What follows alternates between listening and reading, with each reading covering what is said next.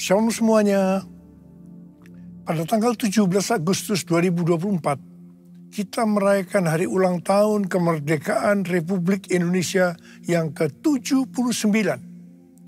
Tuhanlah yang memberi kemerdekaan bagi Indonesia dari segala bentuk penjajahan. Dirgahayu Republik Indonesia. Damailah Indonesiaku, damailah Indonesiaku, damailah Indonesiaku. Damailah Indonesiaku, damailah Indonesiaku. Lawatan Allah terjadi, damailah Indonesiaku, damailah Indonesiaku, damailah Indonesia.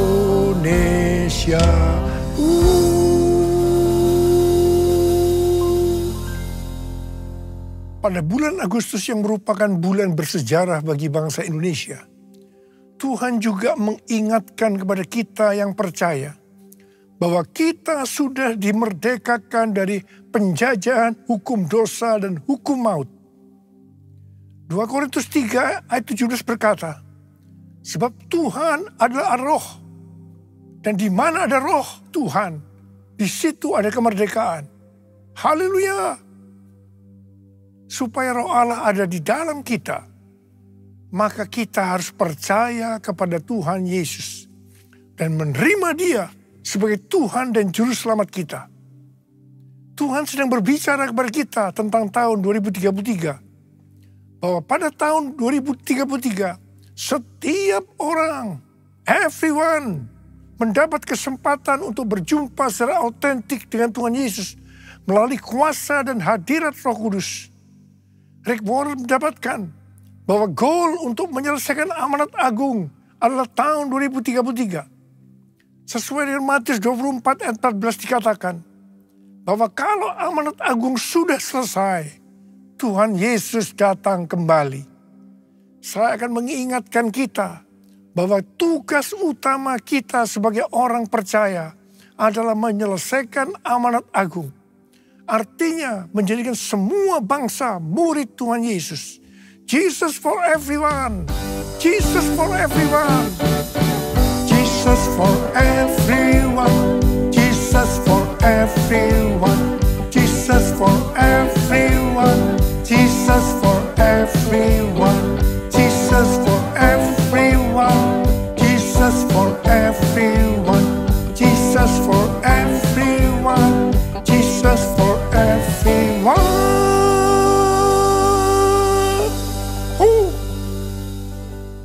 Tanggal 21 sampai dengan tanggal 25 Juni 2023 ada konferensi Empowered 21 di Amsterdam dengan tema Everyone. Menjelang akhir konferensi, saya berkumpul dengan Billy Wilson, Russell Evans, dan Billy. Di situ saya menyampaikan visi yang Tuhan berikan kepada saya bahwa harus mengadakan Everyone Asia 2024 di SICC Indonesia pada tanggal 3 sampai dengan 5 Juli 2024. Kita bersepakat bahwa ini akan merupakan trigger untuk penuaian jiwa yang terbesar dan yang terakhir, terutama untuk next gen sebelum Tuhan Yesus datang kembali. Kalau berbicara tentang next gen, yang saya maksudkan itu adalah generasi milenial sampai dengan ke generasi yang paling muda, yaitu generasi Alpha. Jadi di sini juga termasuk generasi Z. Jadi generasi yang berumur 44 tahun ke bawah. Di Indonesia, persentase generasi milenial ke bawah adalah sekitar 65%. Berikut ini adalah data persentase generasi milenial yang datang di Everyone Asia 2024. Umur di bawah 44 tahun, 65%. Umur di bawah 40 tahun, 55%. 58%. Umur di bawah 30 tahun 41%. Umur di bawah 20 tahun 21%. Kalau kita melihat data ini, yang berada di bawah 44 tahun bisa sama persis dengan persentase yang di Indonesia. Ini bukan satu kebetulan. Ini merupakan konfirmasi bahwa konferensi Everyone Asia 2024 ini benar-benar rencana Tuhan sebagai trigger untuk penemuan global, terutama untuk next gen. Yang berumur di bawah 50 tahun, 76%. Jadi yang berumur 50 tahun ke atas hanya 24%. Konferensi Everyone Asia 2024 bukan hanya untuk Asia saja, tetapi untuk global. Negara-negara yang ikut on-site dan online ada 132 negara yang berasal dari 6 benua, kecuali benua Antartika. Wow. Tanggal 15 Maret 2024, Tuhan berbicara kepada saya bahwa penemuan jiwa yang terbesar dan yang terakhir sudah dimulai. Saya sangat bersuka cita karena memang sudah lama menunggu ini. Saya berkata kepada Tuhan bahwa saya perlu ada konfirmasi. Puji Tuhan, ternyata tanggal 16 Maret 2024, Tuhan memberikan konfirmasi melalui James W. Goll. Dia mengatakan dengan berani bahwa penemuan jiwa yang terbesar dan kegerakan dari Next Gen dimulai sekarang ini. Haleluya! Konfirmasi yang kedua saya terima melalui tema dari General Assembly Church of God ke-79 yang diadakan tanggal 8 sampai dengan 12 Juli 2024 di Indianapolis. Temanya adalah Harvest Now. Harvest Now. Jesus for everyone. Jesus for everyone. Jesus for everyone. Jesus for everyone. Jesus for everyone. Jesus for everyone. Jesus for everyone. Jesus for everyone. Jesus for everyone. Jesus for everyone.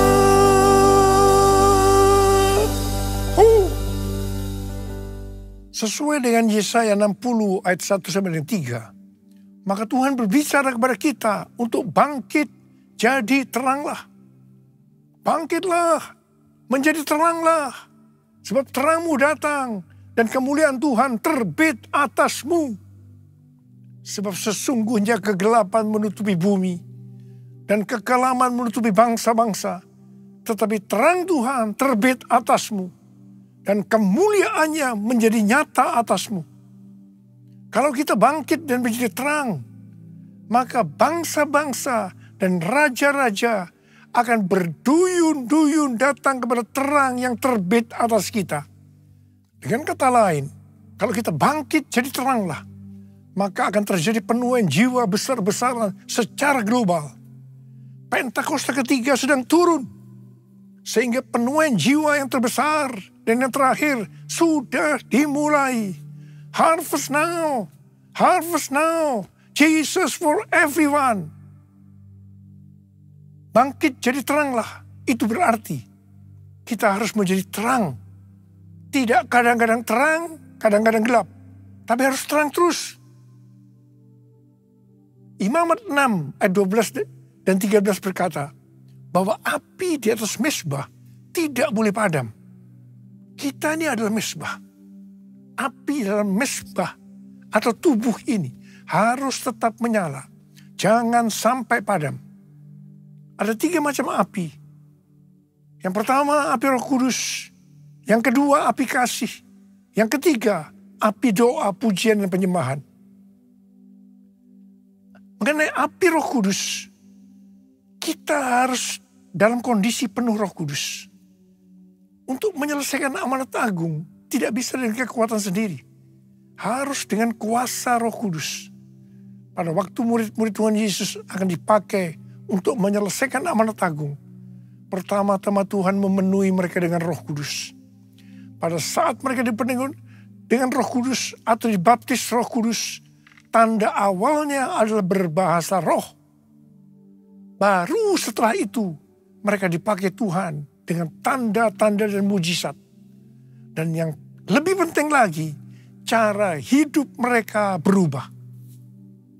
Mereka bertekun dalam pengajaran rasul-rasul. Atau sekarang bisa disebutkan, mereka suka membaca Alkitab. Mereka suka berdoa. Mereka suka hidup dalam unity. Mereka suka memberi. Mereka suka memuji Allah dan bergembira. Tulus hati atau hidup berintegritas. Dikatakan bahwa mereka disukai semua orang. Dan tiap-tiap hari jumlah orang yang diselamatkan bertambah. Haleluya. Mengenai api kasih, kalau melihat Wahyu pasal 2, di situ Tuhan berkata tentang jemaat di Efesus sebagai berikut. Mereka rajin, tekun, tidak mengenal lelah. Mereka sabar menderita karena nama Yesus. Mereka tidak dapat sabar melihat yang jahat, yang mengatakan dirinya sebagai rasul, tetapi ternyata rasul palsu. Mereka membenci perbuatan-perbuatan pengikut Nikolaus yang juga dibenci Tuhan. Wow, jemaat Efesus, jemaat yang hebat. Tetapi Tuhan Yesus melanjutkan bahwa Tuhan Yesus mencela mereka karena mereka meninggalkan kasih mula-mula. Sebab itu, ingatlah betapa dalamnya engkau telah jatuh. Bertobatlah dan lakukan lagi apa yang semula engkau lakukan. Jika tidak bertobat, aku akan datang kepadamu dan mengambil kaki dianmu dari tempatnya. Artinya akan kehilangan keselamatan. Perhatikan baik-baik. Apapun yang kita lakukan untuk melayani Tuhan, melayani pekerjaan Tuhan, kalau tidak didasarkan pada kasih mula-mula, Tuhan akan berkata kepada kita, betapa dalamnya engkau telah jatuh. Bertobat. Lakukan lagi apa yang semula engkau lakukan.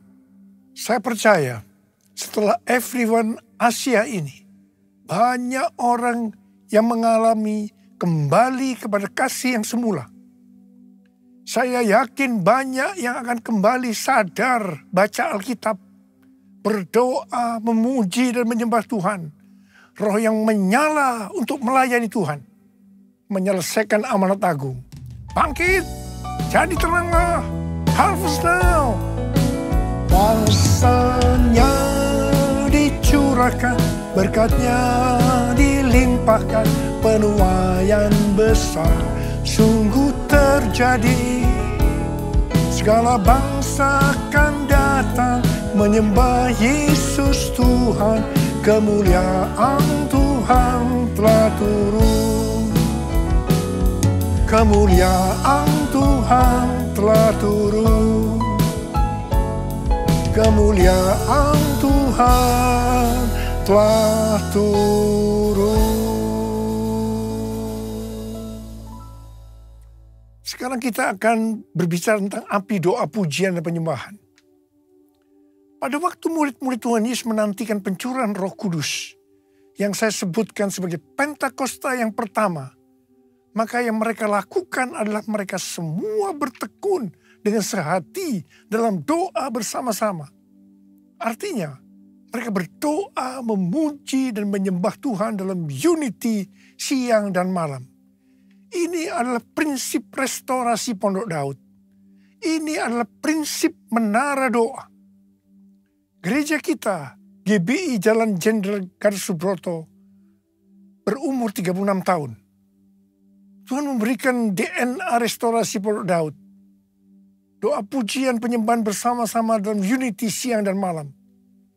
Kalau 2000 tahun yang lalu murid-murid Tuhan Yesus melakukannya untuk menantikan pencurahan Roh Kudus Pentakosta pertama, maka kita melakukannya untuk mempersiapkan pencurahan Roh Kudus, yaitu Pentakosta ketiga.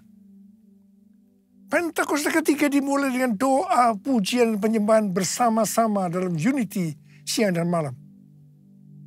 Kisah Para Rasul 15, ayat 15 sampai dengan 18 berkata, hal itu sesuai dengan ucapan-ucapan para nabi, seperti yang tertulis, kemudian aku akan kembali dan membangunkan kembali pondok Daud yang telah roboh. Dan reruntuhannya akan kubangun kembali dan akan kuteguhkan. Supaya semua orang lain mencari Tuhan. Dan segala bangsa yang tidak mengenal Allah yang kusebut milikku. Demikianlah firman Tuhan yang melakukan semuanya ini. Yang telah diketahui dari sejak semula. Tuhan merestorasi pondok Daud supaya terjadi penuaian jiwa besar-besaran. Pada zaman Elia, orang Israel bertobat karena api Tuhan turun membakar kurban bakaran. Api Tuhan ini turun karena doa Elia. Namun, sebelum Elia berdoa, dia melakukan hal-hal sebagai berikut. Yang pertama, Elia memperbaiki mezbah Tuhan yang telah diruntuhkan. Untuk itu, Elia mengambil 12 batu yang berbicara 12 suku Israel. Ini berbicara tentang unity.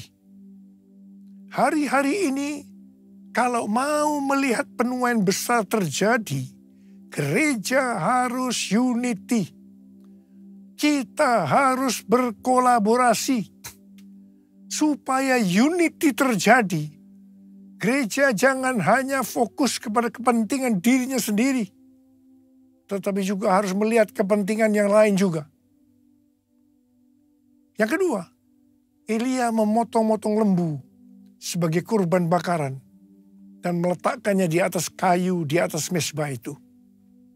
Sesuai Roma 12 ayat 1, maka kita harus mempersembahkan tubuh ini sebagai persembahan yang hidup, yang kudus, dan yang berkenan kepada Allah. Itu adalah ibadah yang sejati. Hari-hari ini, Tuhan membersihkan gerejanya, supaya gerejanya mempersembahkan kurban kepada Tuhan dalam kebenaran. Gereja Tuhan harus kudus, supaya api kemuliaan Tuhan turun, sehingga akan terjadi penuaian jiwa besar-besaran. Hal yang ketiga, Elia menyiram kurban bakaran itu dengan air sebanyak 12 kendi. Air pada waktu itu merupakan sesuatu yang mahal harganya. Karena masa kekeringan selama 3,5 tahun. Jadi kalau mau melihat penuaian jiwa besar-besaran, maka kita harus mempersembahkan sesuatu yang mahal kepada Tuhan. Sesuatu yang mahal itu mungkin berupa uang, waktu, pekerjaan, atau harga diri, atau mungkin masalah pengampunan. Tuhan mau agar sesuatu yang mahal bagi kita dipersembahkan kepada Tuhan. Jadi kalau kita mau melihat pencurahan api Roh Kudus yang dahsyat, yang mengakibatkan penuaian jiwa yang terbesar dan yang terakhir, maka kita harus melakukan seperti yang dilakukan oleh Elia. Yang mau katakan amin. Pada tanggal 8 Februari 2023, terjadi kebangunan rohani di antara anak-anak muda di Asbury University, Kentucky, yang kemudian menyebar ke universitas lain. Apa yang sebenarnya mereka lakukan? Apa yang sebenarnya mereka kerjakan? Mereka berdoa, memuji dan menyembah Tuhan bersama-sama dalam unity siang dan malam. Itu yang mereka lakukan. Saya percaya pola penuaian jiwa ke depan ini sampai dengan tahun 2033 adalah melalui doa, pujian, penyembahan dalam unity siang dan malam. Perjalanan penyelesaian amanat agung sampai tahun 2033 diibaratkan sebagai perjalanan orang Israel memasuki tanah perjanjian yang dipimpin oleh Yosua. Pada waktu itu Yosua berkata bahwa mereka akan memasuki tanah perjanjian melalui jalan yang belum pernah dilalui sebelumnya. Untuk itu mereka akan dituntun oleh tabut Allah. Supaya mereka tahu tuntunan itu, maka jarak dengan tabut Allah harus sekitar 2000 hasta. Sekitar 914 meter. Demikian juga dengan kita. Untuk menyelesaikan amanat agung sampai dengan tahun 2033. Kita akan melalui jalan yang belum pernah kita lalui sebelumnya. Untuk itu kita akan dipimpin oleh Roh Kudus. Supaya mengerti tuntunan itu, maka kita harus banyak berdoa, memuji dan menyembah Tuhan dalam unity siang dan malam. Seperti yang Yosua katakan kepada bangsa Israel dalam Yosua 3 ayat 5. Kuduskan dirimu, sebab besok Tuhan akan melakukan perbuatan yang ajaib di antara kamu. Seperti itu juga yang harus kita lakukan. Kita harus hidup kudus. Tuhan berbicara kepada kita. Penuaian jiwa yang terbesar dan yang terakhir sudah dimulai. Harvest now. Harvest now. Jesus for everyone. Jesus for everyone. Saya mau berdoa buat saudara. Ada berapa banyak yang berkata, Tuhan, saya mau dipakai oleh Tuhan untuk menyelesaikan amanat agung. Mari angkat tangan kita. Minta kuasa Tuhan turun saat ini untuk mengurapi kita. Memberikan kepada kita kuasa. Curahkanlah kuasa-Mu Tuhan. Mujizat terjadi di tempat ini. Curahkanlah kuasa-Mu Tuhan. Mujizat terjadi sekarang ini. Curahkan ya Tuhan. Curahkanlah kuasa-Mu Tuhan. Mujizat terjadi di tempat ini. Curahkanlah kuasa-Mu Tuhan. Mujizat terjadi sekarang ini. Mujizat terjadi sekarang ini. Mujizat terjadi sekarang ini. Mari berbahasa roh saat ini.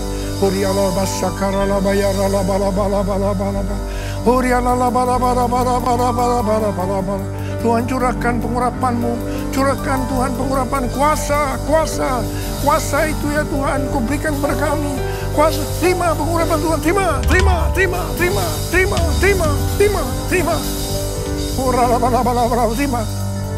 Dalam nama Yesus. Dalam nama Yesus. Amin. Kita akan masuk dalam perjamuan kudus. Kita akan mengingat ayat ini. Sebab setiap kali kamu makan roti ini dan minum cawan ini, kamu memberitakan kematian Tuhan sampai Ia datang. Perjamuan kudus adalah perjamuan Tuhan Yesus sendiri. Setiap kali kita masuk ke dalam perjamuan kudus, Tuhan Yesus selalu berkata, biarlah ini menjadi peringatan akan daku. Karena itu mari, arahkan hati kita kepada kebaikan Tuhan. Kita akan mengingat kebaikan Tuhan. Turunkan kepala. Tuhan, siapakah kami ini sebelum kami mengenal Engkau? Kami semua orang berdosa. Upah dosa adalah maut, mati. Tapi Engkau yang tidak berdosa telah dijadikan dosa oleh karena kami. Engkau harus turun dari surga mulia, mati ganti kami dengan penderitaan yang luar biasa. Sungguh kalau kami pikirkan betapa baik yang Kau ya Aba. Kau jadikan kami sebagai anak-anak-Mu. Kau tuntun, Kau bela, Kau lindungi, Kau berkati. Engkau hajar kami juga kalau kami salah ya Tuhan. Sebab Engkau adalah Bapa kami. Engkau adalah Bapa. Terima kasih ya Aba. Terima kasih. Ya Bapa. Tuhan Yesus akan memberkati kita melalui perjamuan kudus. Tapi Tuhan mau kita makan dan minum dengan cara yang benar. Karena itu masing-masing sekarang berdoa. Lihat keadaan dirimu masing-masing. Introspeksi. Jangan menyimpan dosa. Kalau ada dosa yang Tuhan ingatkan, langsung kita minta ampun. Ampuni saya Tuhan. Ampuni, ampuni, ampuni.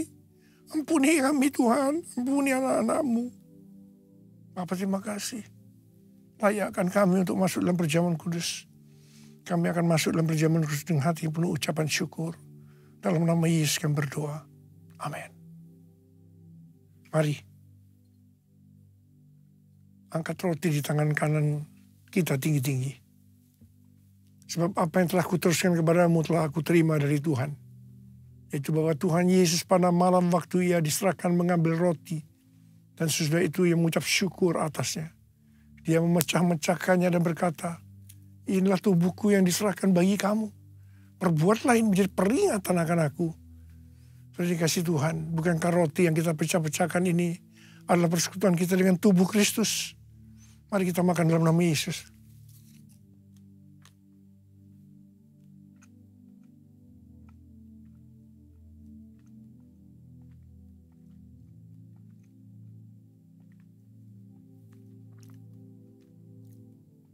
Angkat cawan di tangan kanan kita tinggi-tinggi.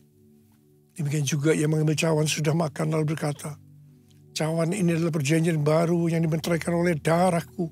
Perbuatlah ini setiap kali kamu meminumnya menjadi peringatan akan aku. Sudah yang dikasih Tuhan. Bukan cawan pengucapan syukur yang atasnya kita ucapkan syukur adalah persekutuan kita dengan darah Yesus. Mari kita minum dalam nama Yesus.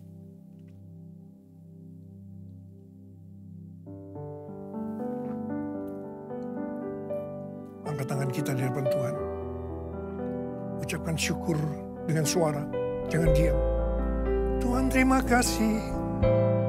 Terima kasih ya Tuhan. Terima kasih ya Tuhan. Tuhan terima kasih. Terima kasih. Ya Tuhan, ya Tuhan.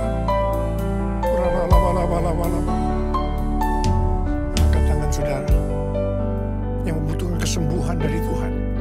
Angkat tangan. Tuhan, kau melihat anak-anakmu yang sedang mengangkat tangan. Saat ini kau sedang menyembuhkan yang sakit. Kau sedang membebaskan yang terikat. Kau menghibur yang susah. Kau menguatkan yang lemah. Engkau memberikan pengharapan-pengharapan yang baru. Bagi yang datang dengan keadaan putus pengharapan. Terima kesembuhan. Terima kesembuhan. Terima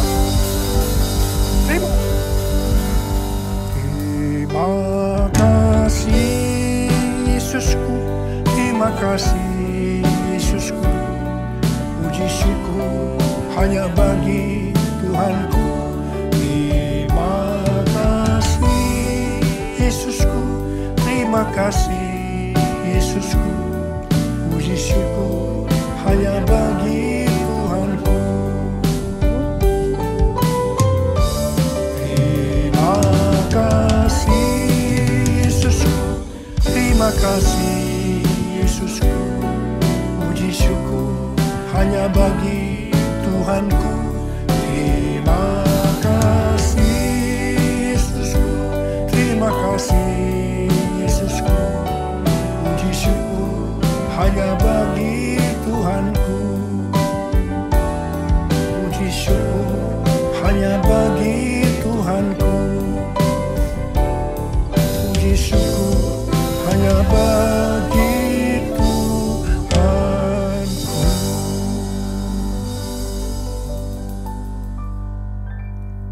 terimalah berkat Tuhan. Kasih karunia yang berlimpah-limpah daripada Allah Bapa dalam Anak yang tunggal Yesus Kristus. Persekutuan yang manis dengan Roh Kudus menyertai kita semua. Mulai hari ini sampai Tuhan Yesus datang menjemput kita di awan-awan. Dan bahkan sampai selama-lamanya. Yang percaya bersama-sama katakan, Amin.